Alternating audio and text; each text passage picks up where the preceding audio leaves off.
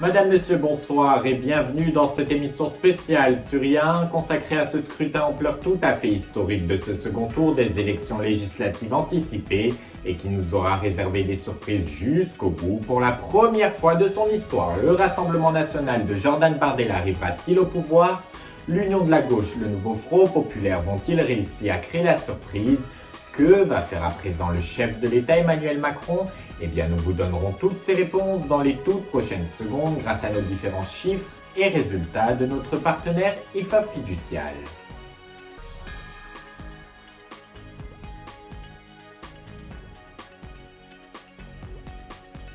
Et commençons cette édition spéciale avec ce chiffre attendu de la participation et qui pour la deuxième fois consécutive, et c'est une très bonne nouvelle, en très légère hausse, avec 67,5% des électeurs qui ont décidé de se déplacer dans les bureaux de vote, soit plus de la moitié des Français. Il s'agit là d'un record depuis 1981.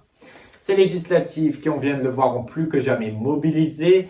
Et vous, êtes-vous allé voter? Nous sommes allés vous poser la question hier en fin d'après-midi dans les rues de Strasbourg.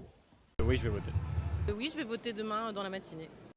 Et allez, il est d'ores et déjà l'heure de regarder nos toutes premières estimations qui nous parviennent minute par minute grâce à notre partenaire IFOP Fiducial et qui classe, et c'est l'énorme surprise de ce soir, le nouveau Front populaire en tête avec 180 à 215 sièges, suivi de la majorité présidentielle, ensemble entre 150 à 180 sièges. En troisième position, alors qu'on les prédisait recevoir la majorité absolue, le Rassemblement national et ses alliés qui obtiendraient seulement entre 120 à 150 sièges. En quatrième position, les Républicains et divers droites entre 60 à 65 sièges, puis la divers gauche 10 sièges, et enfin les autres partis entre 5 à 6 sièges. Et ce ne sont que des estimations, tout peut encore changer au fil de la soirée. La majorité présidentielle qui arrive donc en seconde position, juste derrière le nouveau Front populaire. Et suite à ceci, le Premier ministre Gabriel Attal n'échappera pas lui aussi à la tradition de la Ve République et va remettre dès demain matin aux mains d'Emmanuel Macron sa démission. Je vous propose qu'on écoute Gabriel Attal depuis l'hôtel de Matignon à Paris. Ce soir, la formation politique que j'ai représentée dans cette campagne, quand bien même elle a réalisé un score 3 fois supérieur à ce qui était prédit ces dernières semaines, ne dispose pas d'une majorité. Ainsi, fidèle à la tradition républicaine et conformément à mes principes, je remettrai demain matin ma démission au président de la République. Et juste après ces premières estimations, les réactions politiques se sont enchaînées au fil de la soirée. Je vous propose qu'on entende Jean-Luc Mélenchon et François Hollande pour le nouveau Front populaire, Édouard Philippe pour le parti Horizon, et enfin Jordan Bardella pour le Rassemblement national qui finit donc en troisième position ce soir.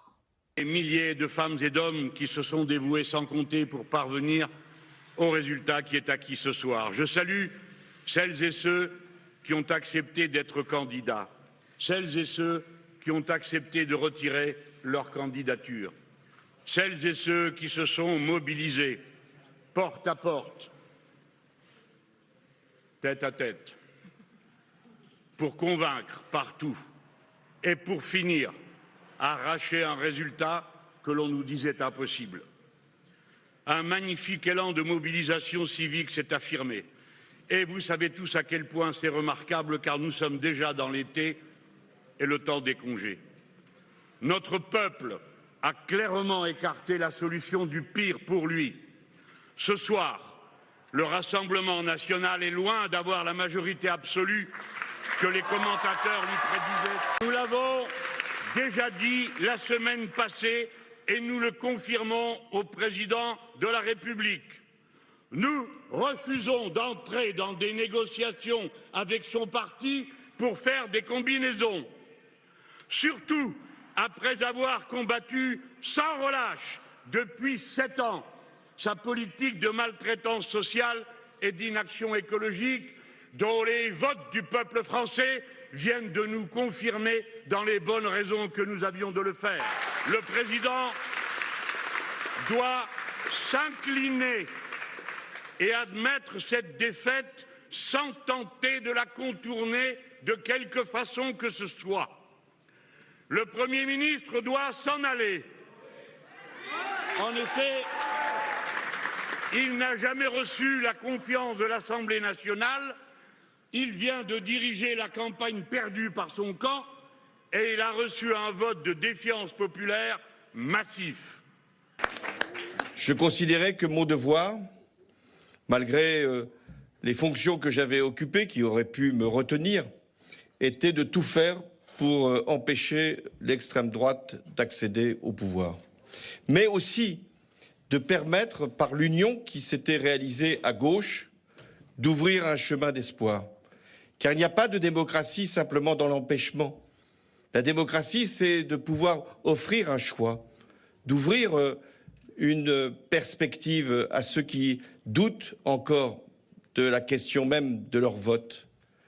Et pourtant, là, dans cette circonscription, et d'ailleurs au-delà, la victoire a été au rendez-vous, puisque plus de 43% des électrices et des électeurs, et je les en remercie, ont voté pour me permettre d'être député de la Corrèze.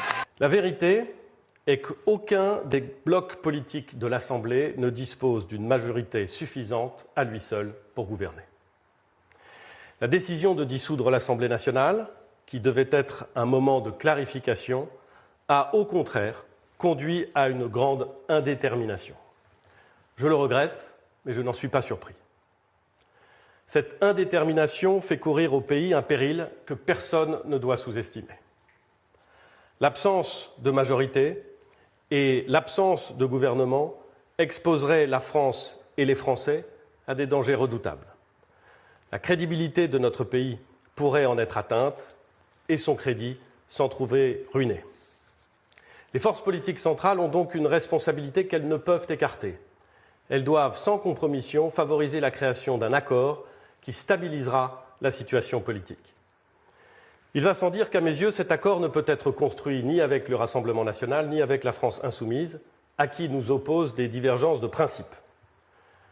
Mais cet accord ne sera pas durable.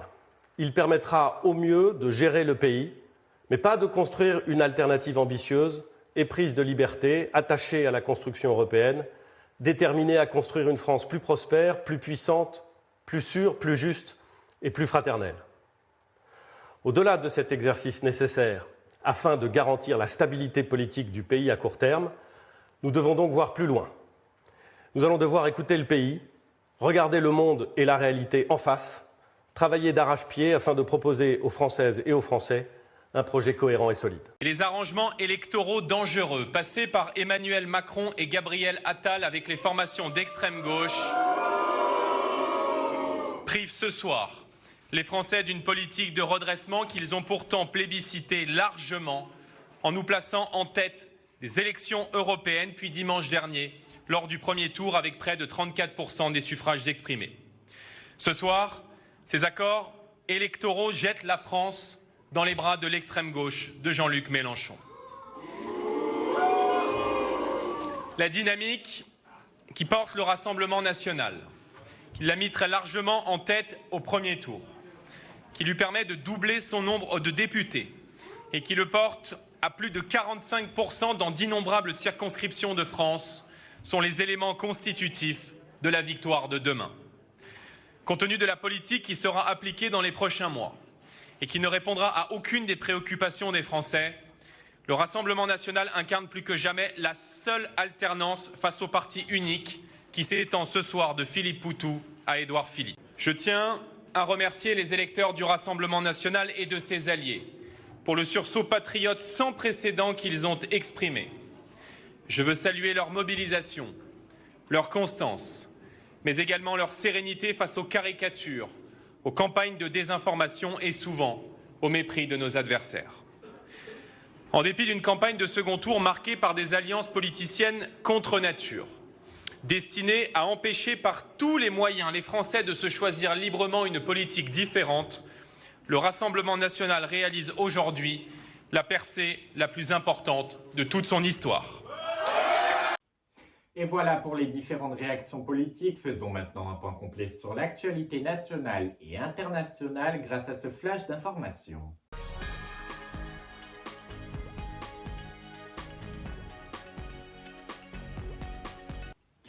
Bonsoir et bienvenue à tous. Si vous nous rejoignez, voici l'essentiel de l'actualité de ce dimanche et qui est marqué par ce second tour des élections législatives à enjeu tout à fait inédit et exceptionnel. Et ce chiffre de la participation qui est de 67,5% des électeurs qui ont décidé de se déplacer dans les bureaux de vote.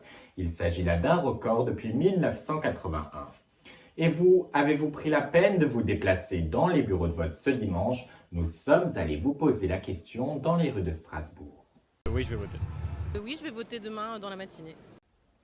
Et regardons à nouveau, sans plus attendre, à quoi pourrait ressembler l'hémicycle de la future Assemblée nationale à compter de demain. Et ce coup de théâtre, le nouveau Front populaire, la coalition de gauche, arriverait en tête et obtiendrait entre 180 à 215 sièges, suivi de la majorité présidentielle entre 150 à 180 sièges.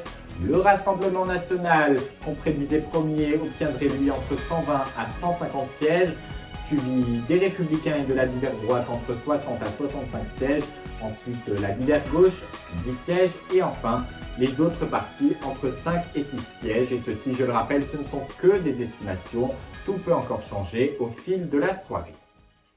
Et juste après l'annonce de ces résultats, le Premier ministre Gabriel Attal a pris la parole sur le pavillon de l'hôtel de ville de Matignon où il a réagi à ces résultats et il a annoncé qu'il remettra sa démission au président de la République Emmanuel Macron dès demain matin. Je vous propose qu'on réécoute Gabriel Attal. Ce soir, la formation politique que j'ai représentée dans cette campagne, quand bien même elle a réalisé un score 3 fois supérieur à ce qui était prédit ces dernières semaines, ne dispose pas d'une majorité. Ainsi, fidèle à la tradition républicaine et conformément à mes principes, je remettrai demain matin ma démission au président de la République. Au Royaume-Uni, les Britanniques étaient eux aussi appelés aux urnes cette semaine pour élire les 650 députés qui siégeront au Parlement, soit l'équivalent de nos législatives en France. Et pour la première fois depuis plus de 14 ans, les travaillistes ont remporté ces élections et obtiennent une majorité absolue avec 412 sièges obtenus sur les 650, ce qui met fin après 14 ans au pouvoir des conservateurs qui obtiennent eux 121 sièges, soit une perte de 250 députés. Et suite à ce résultat, le Premier ministre conservateur Rishi Sunak a décidé de démissionner et a laissé sa place à Keir Starmer, nommé à son tour Premier ministre par Charles III. Toujours concernant l'actualité politique, mais cette fois-ci en Iran, sachez qu'après la mort du président Ibrahim Raisi lors d'un crash d'avion en mai dernier, cette semaine se sont tenues de nouvelles élections présidentielles et c'est le candidat réformateur Massoud Persignan qui a remporté ces élections avec 53,6% des voix au coude à coude face au candidat Saïd Jalili qui a obtenu lui 46,4% des voix. Et voilà donc pour l'actualité politique. Hier, en début de soirée, dans les alentours de 20h30, dans le 14e arrondissement de Paris, suite à une dispute conjugale, un père de famille a jeté ses 2 enfants âgés de 2 à 5 ans du 5e étage de leur domicile avant de se suicider lui-même. Les 2 enfants sont à l'heure où je vous parle hospitalisés dans un état grave et voient leur pronostic vital engagé. Et concernant la mère de famille, elle a elle aussi été prise en charge par les secours dans un état de choc suite à ce drame. Et voilà donc pour l'essentiel de l'actualité de ce dimanche 7 juillet.